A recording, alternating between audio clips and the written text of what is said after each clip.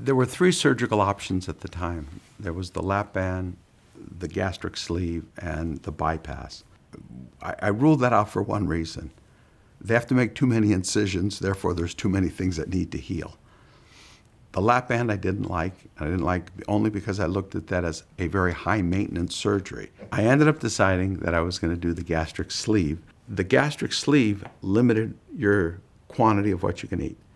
And that was probably the first time I began to feel when I would eat more than I ought to, boy, that was uncomfortable. That was a feeling that you're sweating, you're uncomfortable, there's no solution. I found the only solution was to get up and walk more and walk as much as I could. Anything I could to kind of help the digestive process. So you'll just learn to chew more, eat less, but eat more frequent. So I would eat 5 to 6 times a day, small portions, almost every 2.5 hours.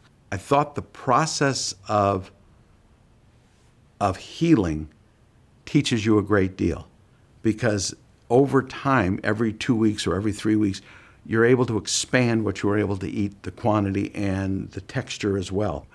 And that's when I started to pull all of it together on an ongoing basis. Let's say 6 months after the surgery. Because for all intent, you're back to normal. A year later, you've healed. There are no issues anymore. What's to prevent you from having 4 milkshakes every day? What's to prevent me from stopping at Randy's and getting 3 donuts before I go home and eat? Nothing. You can still do that. I can do that today. I don't, and I won't, because I know what the result of that is. You're going to regain the weight that you've lost.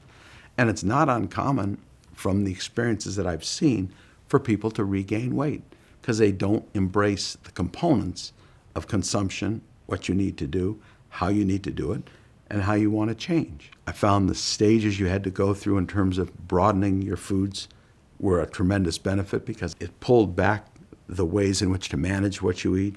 But more importantly, long term, you realize that is how you have to eat thereafter.